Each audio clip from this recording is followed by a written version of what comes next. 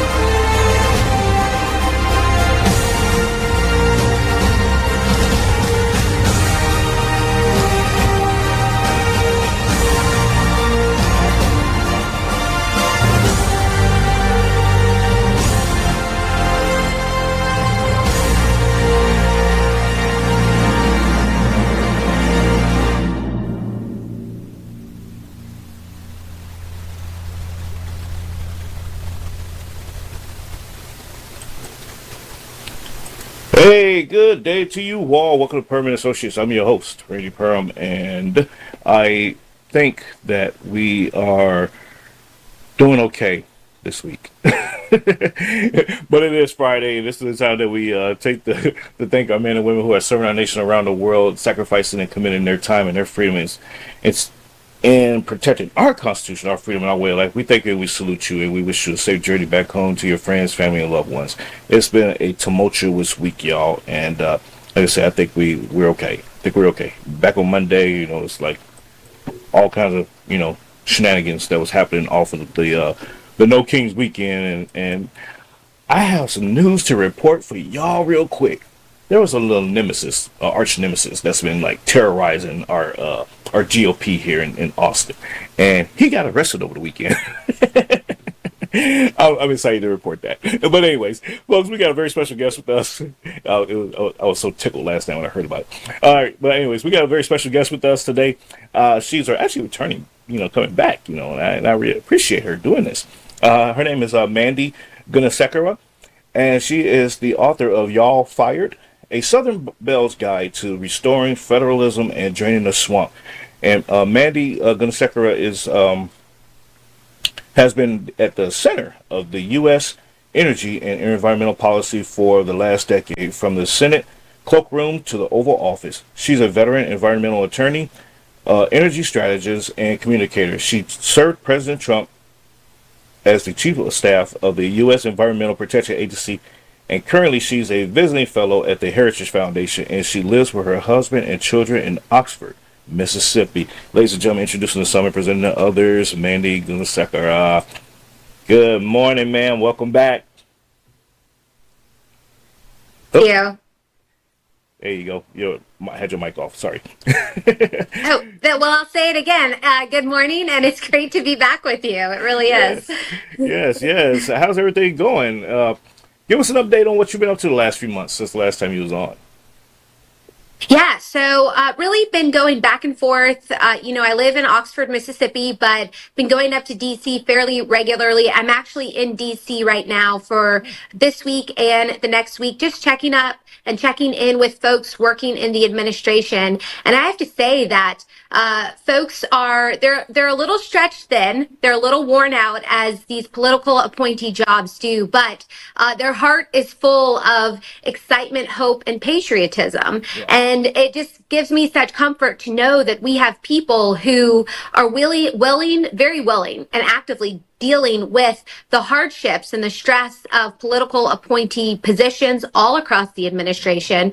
But they're very, very much committed to President Trump and the vision, the America First vision he painted for the American people, and implementing it quite successfully. Now, I'm most engaged on the energy and environmental front, but from unleashing U.S. Energy, which is increasingly important with the Israeli-Iran conflict that is going on. It's a huge boon to insulate ourselves ourselves domestically from an energy standpoint, to expansion of critical minerals development, to the opening of Alaska, something that people have talked about for a long time but never actually done, as well as cutting back unnecessary regulations across the board. This administration is fulfilling everything and on track to fulfill everything that the president has been laying out for the past 4+ years, and what he ran on and that the American people voted for. That's awesome. But I heard just the other day, actually, and it's funny that you said that you're in D.C. and you're helping, get guys, acclimated to the DC life, because it is hell down there, for those that don't know. But Amen to that. yeah. That's why I stay away. Been there, done that one. But there's I guess some talks that are being thrown around, that there's still like over 100 presidential appointees that have not still been confirmed yet. Is that still true? And is that contributing to the, I guess you say, the skeleton crew that's currently in place? Is that the factor?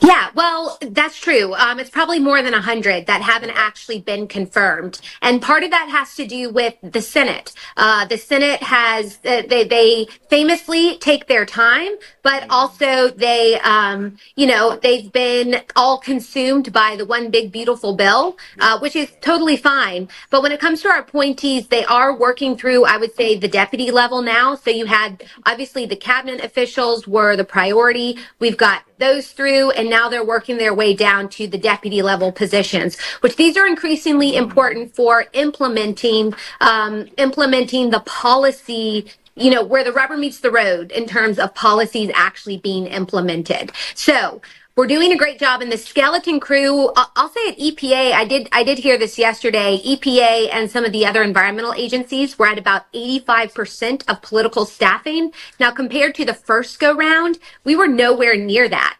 And so they have made really great strides in terms of getting people into these positions that actually matter. And we've got folks who, they may not be appointed positions per se, but they are fulfilling the roles and responsibilities and providing the necessary leadership to get the job done until those people do ultimately get through. Gotcha. Okay, thank you for that clarification. Because, like I said, I was in conversation the other day, and they said, well, there's over 100 appointees that still haven't been, confirmed yet, and I was like, really?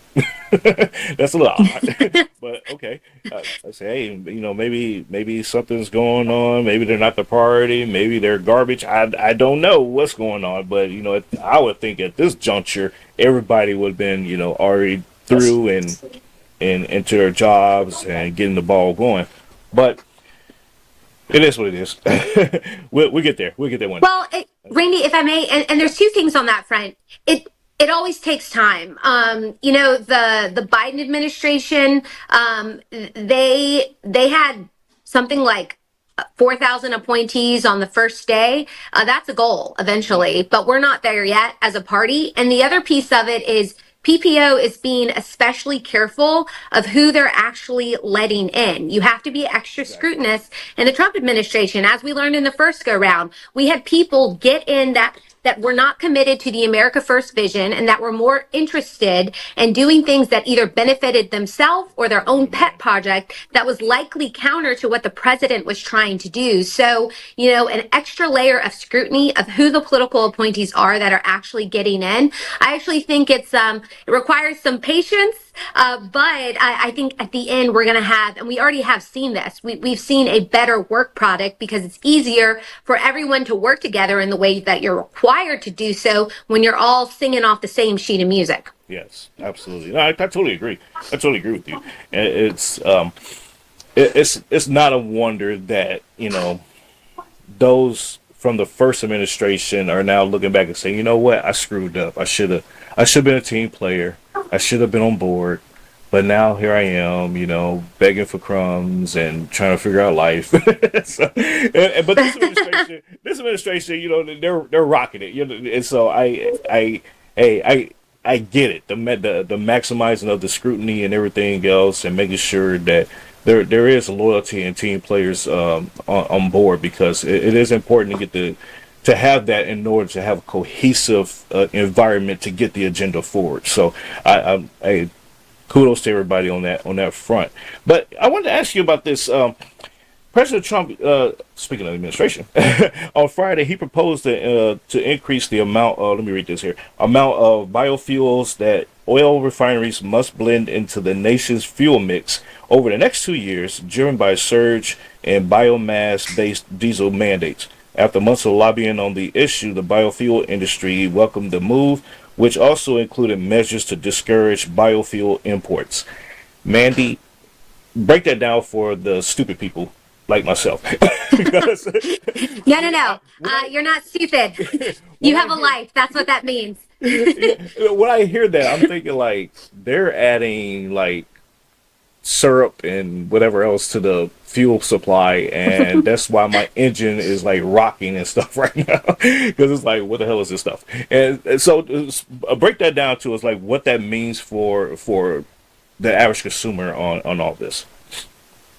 Yeah, well, let me go back to why is the president doing it? And it's partly because first in 2005 and then 2007 it was amended. There was a law passed called the Renewable Fuel Standard. Now, the mindset around U.S. energy was totally different back then, but nonetheless, they instituted a plan to try to bring in all sorts of alternative fuels into the fuel system in order to diversify and ensure that Americans continue to have access to the type of transportation fuel that was ultimately going to be needed to continue to successfully get from point A to point B in the ways that we currently do. Now, what he did, now since that law has been passed in 2007 or a few years thereafter, the agency, EPA, is required every year to put out a publication of RVOs, Renewable Volume Obligations, which defines, mostly for refiners and importers of certain types of refined oil product, how much blending they have to do for 4 key categories of biofuels. There's your main category, which is ethanol. That's corn-based or soybean-based. There's alternative fuels. There's biomass-based diesel. And then there's cellulosic, which is plant-based. And so those are the 4 main categories. I will say the technology around these fuels, it's come a long way. Now, there has been some serious growing pains, referring to the fact that higher amounts of ethanol in a fuel supply for your average light duty vehicle, so sedans, trucks, it is more corrosive, not necessarily on the piping, but on the things that connect the pipes, the rubber pieces, all the parts that make up an engine. And so there have been some really important lessons learned over the past few years. It's still an issue for small engines, so people who drive boats or motorcycles or lawnmowers. This is why gas stations, many around the country, still offer a specialized amount of ethanol-free gasoline. And it really is for those small engine uses, because they haven't quite figured out the right balance. But nonetheless, setting all that aside, what President Trump has done, this is a really complicated issue in Washington, D.C., mostly because the people on each side, it's not Republican versus Democrat. It's typically farm state, think Iowa, versus oil and gas state. Think parts of Ohio, where there's certain small refineries and oil producers that are based in that state. And so it splits constituencies. But what the president has done, he's put together a good plan that he's giving the farmers a little bit more, because they are, they're taking it on the chin in terms of tariffs and dealing with the uncertainty. And he understands that. He wants to help them out in terms of opportunities in the renewable fuels marketplace. But at the same time, he's holding the line to ensure that the regulatory compliance piece doesn't unnecessarily increase the cost of what we, the consumers, pay at the pump for various fuels. So I actually think he's found a really good balance, which is it's an insanely tough thing to do, while staying true to the letter of the law, again passed by Congress in 2007, but dealing with all of the latest influences of the energy dynamics on the farming side as well as the oil and gas side. Gotcha. And ladies and gentlemen, what we're discussing for those that are just jumping in here into the conversation, or is still have the hamster wheel running around like, huh? We're talking about the Renewable Fuel Standard Act, and you can go look that up and get a better, a I guess you could say a visual as to what we're talking about here. And but Mandy, okay, I get that, and so. When you said I was laughing when you said ethanol and soy derived from soybeans and stuff. I was laughing because I immediately popped in my head that I could see a kid coming out of Starbucks with a soybean latte and they just dumped it into their gas tank. That wouldn't work. That wouldn't work. That vision just like immediately popped in my head. That's why I just like internally I just started laughing because I was like I could see somebody doing that.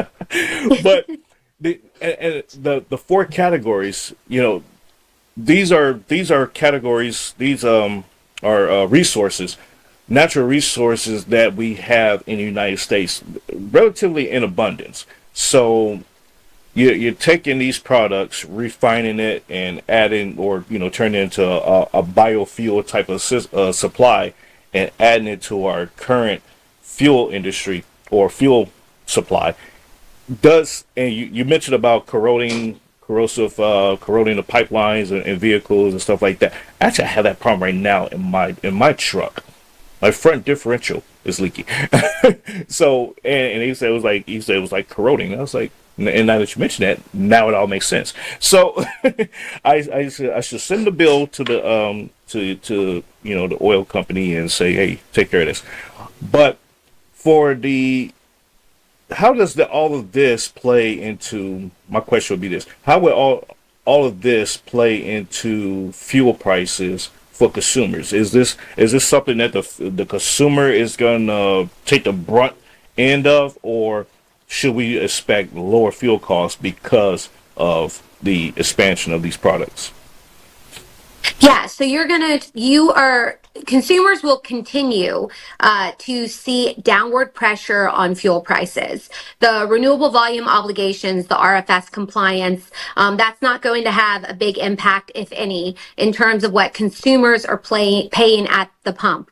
Ultimately, this is something that is dealt with at the refiner and the blenders. There's refiners and blenders, and it's a pretty complex chemistry that ultimately goes down, but it occurs at that level, and that's where the transactional costs are primarily born. But what President Trump is doing in the bigger picture in terms of oil and gas development here in the United States, that's why it's so important. His efforts to reestablish energy dominance and use the massive energy resources of which we've been abundantly blessed.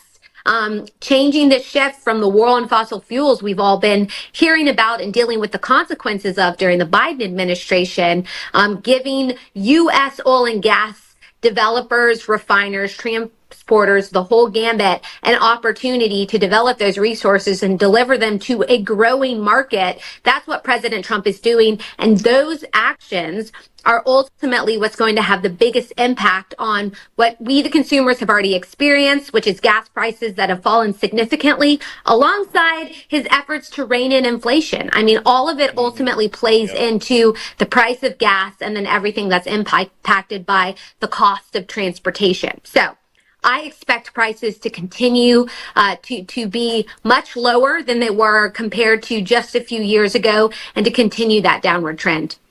Sweet. Thank you for that clarification, because when I hear blending and oil refineries and doing something crazy, it's like that's gonna cost some money, and I'm gonna be covering that cost. That's what I hear that. So, and I know the audience is probably thinking the same thing, like, what are they doing now, and how much this is going to cost me? And so, and it's important for the American people to understand the dynamics behind, creative technology and bringing that into what's currently already in place, and that will help drive down costs versus increase costs. Because I was starting to understand better that just because there's new technology doesn't mean it's going to cost us more money. And so, it's important that we wrap our hands around that and have an understanding on that. But at the same token, I look at how these climate activists and alarmists they're creating, I guess you could say, an economic opportunity, maybe for themselves, that they're saying that things are going to cost more, or they want a certain program or a product in place, like the Green New Scam, for example, that costed us a lot more money. And so I wanted to get your thoughts on why is it that the climate alarmists have essentially gone away now, and they found a new cause. They're now doing other things outside of worrying about or preaching about the climate. There's been a paradigm shift going on, and I want to get your thoughts on that.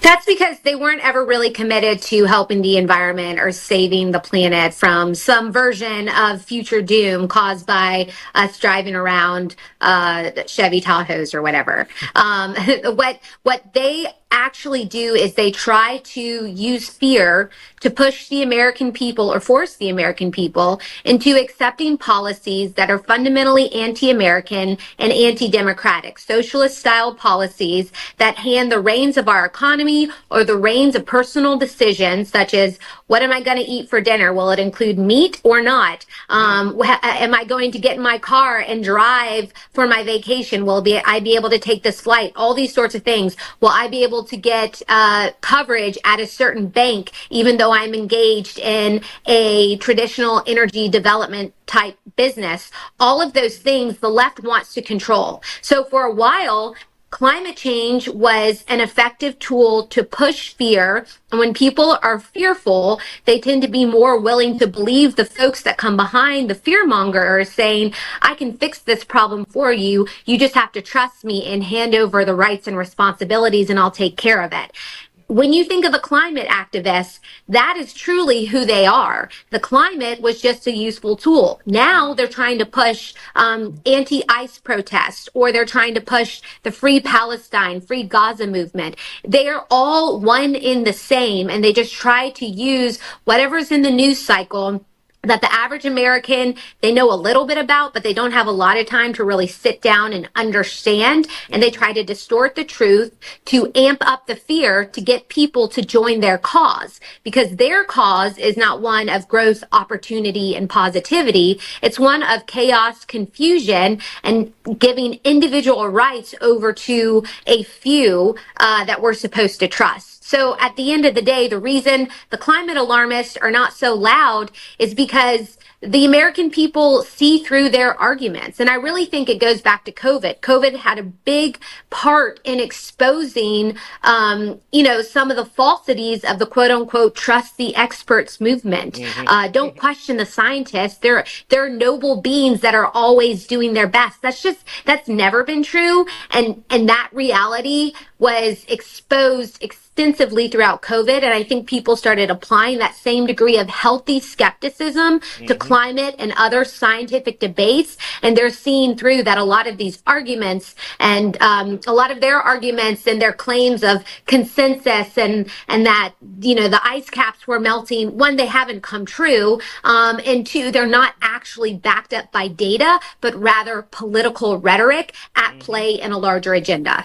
You're absolutely right, and thank you for pointing out the No Kings protest, because just on Monday I just had this discussion that I said it's interesting that these corporations, Walmart and Soros and all these other yahoos out there, they spent over $1 billion into these protests, and I'm like, For you guys to put this much money into just to walk around and scream all day and throw trash, bricks and bottles and fire sticks and everything else, y'all could have paid for every social justice cause out there with that money.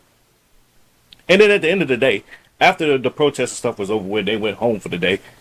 You got all this trash out there. You got fires burning. You got all these pollutants in the air now, and it's like, but wait a minute, y'all thought y'all were environmentally friendly, and y'all cared about what's going on on Earth, but you just destroyed all these grass, these patches of grass and everything else. So I'm really confused. And then Greta Thunberg, who is the goddess of climate change, she's getting deported out of Israel for trying to, for trying to bring, supplies, I guess, or something into Gaza. So it's like you're not even doing the stuff that you allegedly claim that you care about. You're doing something totally different now. So you're absolutely right that there has been a quell because they see people have seen through their BS. They said that AOC said that we was going to be dead by 2030, and here we are. So it's just interesting to me. But I want to know at the EPA, if you know, at the EPA, what kind of programs are in place for states to say, hey, we are looking to clean up our water supply? Because I know what's his name, RFK Jr. He's having this big push about fluoride in the water, right? And then this was a conversation that came up a couple of weeks ago, and I didn't know. I was like, I don't know what you're talking about, but maybe you do. The fluoride in the water, is that tied to something that the EPA is dealing with as well, or is this two diametrically different things? No, actually, the administrator, this was back in April, Administrator Zeldin announced a new initiative to review scientific information on the health risk of fluoride in drinking water. This has been a debate that's been ongoing for quite some time. And up until this administration, folks really haven't been willing to engage. I mean, I think we've seen a shift in these sorts of issues as well, kind of starting with the MAHA, the Make America Healthy Again movement, and Secretary Kennedy over at HHS. This is true at all the agencies, including EPA. So back in April, Administrator Zeldin announced this endeavor to take a look and not to make decisions based off emotion or a select view that will sometimes distort data to a point to where they make an issue a big deal and then they become super relevant. They want to balance all of that out and be careful. But understanding the primary authority for controlling the presence of fluoride in water, it's under the Safe Drinking Water Act that is housed at the EPA, or the implementation of that is housed at EPA. They are taking these concerns very seriously, and they're taking a very serious look into it. And so I haven't seen any announcements since then, but I do think that they'll take a look, and then they will, once they have helpful information one way or the other, they will release that to the public, and then we can adjust national drinking water policy accordingly. Sweet. Thank you for that clarification, because like I said, I was like, why are you asking me? I don't work at the EPA. I don't know. but let's jump into your book, Y'all Fired. And ladies and gentlemen, if you haven't gotten this book yet, I highly encourage you to go pick it up. It's Y'all Fired, a Southern Belle's Guide to Restoring Federalism and Journeying the Swamp. Tell everybody what they can expect from this book, and what was the inspiration behind it. Well, the inspiration was my dealings with the deep state. And I think President Trump did a really good job defining and shining a light on the existence of the deep state. I wanted to write a book to let readers in on my anecdotal experience, but just to show you how far the deep state was willing to go, not just to stop the president's policy decisions, which are bad enough and unconstitutional, but how far they were willing to go to demoralize, demean, and discredit any of the political appointees working for President Trump. That really was, and it was my husband. I would come home, I would tell him about all the things going on. And at the end of it, he was like, you really need to put this in a book. People are not going to believe it. So it's everything from the State Department, the people who handle my logistics when I went on an international trip after being a big part of the president getting out of the Paris Climate Accord. They put me up in a sex hotel 45 minutes away from the actual negotiations.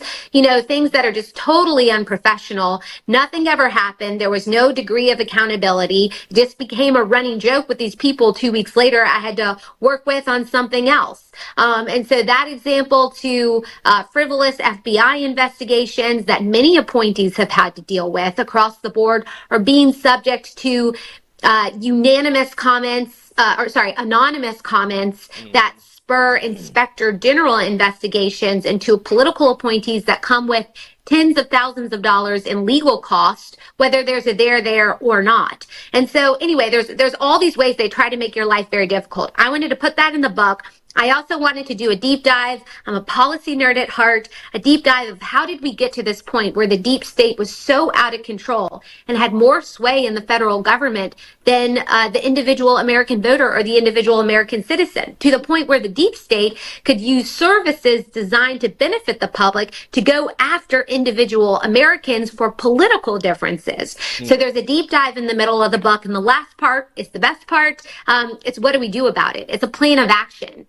So, it's a combination of giving people a clear personal picture, understanding how we got to where we are, and then how to fix the problem. And the good news is a lot of the fix the problem recommendations have been embraced by the Department of Government Efficiency, and they are well on their way in terms of shrinking the size and scope of the federal government and reshifting that balance so that the unelected bureaucrats, if they want to be good civil servants, they can continue to be good civil servants, but they're not there to override the will of the people or the direction of the President of the United States. Perfect. That is awesome. That is so awesome. Thank you so much for that. And your story is I'm not gonna say it's unique because it's not unique in a sense, but it's unfortunately, yeah. Yeah, it's been because I heard my time in government, in the army and stuff like that. I seen some hiccups, if you will, on certain personnel in their travel and whatnot, and the political persecution that goes on with that. And you're right. Nothing happens. Nothing ever happens. It's kind of like, it's just part of the game. Take it with a grain of salt. Just take it on the chin and move on. It's like no, like what are we doing here? Because they just broke the law. They just violated a rule or a law. There needs to be consequences behind that, and I see it starting to unfold in this administration. Cash Patel and Dan Margino, they're rolling out all of these, look at what we found here. It was behind a toilet, these files. I'm like, who the hell is putting files behind toilets? But okay, if that's what y'all say, okay, well, fine, whatever. They're finding all these things, and I see them setting up the apparatus here of doing these things and putting it into public opinion to sway the American people to say, okay, we got this information now. We're pissed off.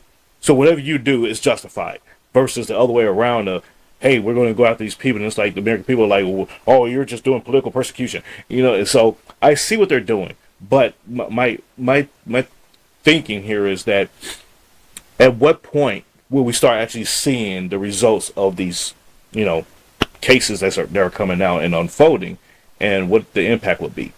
Your thoughts, ma'am? Yeah, I think it'll take some time. And, you got to think we're 6 months in and think of everything that the president has done. And then in particular that the FBI and some of those investigatory agencies have been involved in. Not to say that a lot of the various cases that they're looking into aren't of importance, but as far as time critical decisions, they aren't always up there. It's more of ensuring that the deportation of illegal criminal aliens gets done and gets done right. That is a huge priority, sucking up a lot of resources. And, there's, at the end of the day, limited time, energy, and resources. Now, that being said, the president has proven time and time again, if he says something's going to get done, it's going to get done. We're 6 months into a 4-year endeavor. I don't think we'll have to wait all 4 years before we'll get to the bottom of some of these cases that really have been headline grabbing and for a variety of reasons. But I do think that they have teams of folks working on them. And what they did learn early on is they don't want to overpromise in the short term and fail to deliver. We saw this with some of the teasers from the Attorney General regarding the Epstein files. I think they want to actually get through that, and they want to figure out what is there, what isn't there, and then release that to the public with the full picture. And that just takes time. It takes time to get done. Absolutely. No, I agree. Yeah, I'm just waiting to see, a whole bunch of people just, come out in handcuffs and midnight raids and stuff like that. I'm just waiting for that, so I could laugh. I'm sadistic like that. But anyways, Mandy, tell people where people can follow you and support you and get your book and all that good stuff. Yeah, the best way is you can follow me my day to day on X at Mississippi MG, and the best way to find my book is either on Amazon and Barnes and Noble. Just search up "Y'all Fired" and it'll pop up, and you can take it from there. My only request is if you read it and you like it, please leave a positive review. That's really, really helpful. Absolutely, absolutely, Mandy. Thank you so much for being here today. I truly appreciate you taking the time to be here. I know you're super busy down there in DC right now. Tell everybody to say hello. They probably don't know who I am, but you can tell somebody, say, hey, this guy named Randy Purham. He said hi. And appreciate y'all. Appreciate the hard work that y'all are doing out there, especially you, and getting the message out there. And be safe out there. Yeah, well, thank you. And again, always good to be with you, Randy. Yes, Appreciate absolutely. it. Yep. Take care. God bless. Ladies and gentlemen, that is Mandy Gunasekara. I know I'm saying it wrong again, but I'm gonna get it. It's Gunasekara. I want to say Gunasekara, but it's Gunasekara. It's Gunasekara. There we go. That's it. Gunasekara. Well, folks, you can go pick up her book. It's Y'all Fired. It's a really, really good book, and very some funny points in there. It's a little bit of comedy in there. And so check it out. And like she said, a deep dive into some of the city. As you saw, we kind of like did a little bit of deep dive into the fuel industry and biofuels and all that kind of stuff. So we did a little, that was a little up there for some of us out there. But that's what we do here. That's what we do here. We get educated on different aspects of life, industry, and what's going on. And how it affects us, down here at the minion level. So I hope y'all enjoyed that today. And of course, it is Friday, and I'm getting up out of here. But lately, my show's been under an hour. A lot of people have been kind of like telling me like, hey, hour's too long. I agree, but it's kind of like the media standard. So I just try to abide by that. But yeah, we can get some good topics in under an hour. So. But anyways, folks, I'm done talking. I will see y'all on Monday, maybe. I'm not sure yet, but possibly Monday. God willing, God bless. Y'all be safe, and ciao, and have a great weekend. Ladies and gentlemen, thanks for tuning in today. Please be sure to follow, like, subscribe, and share, and go to rpurham.com for more information. See you all soon. Take care. God bless.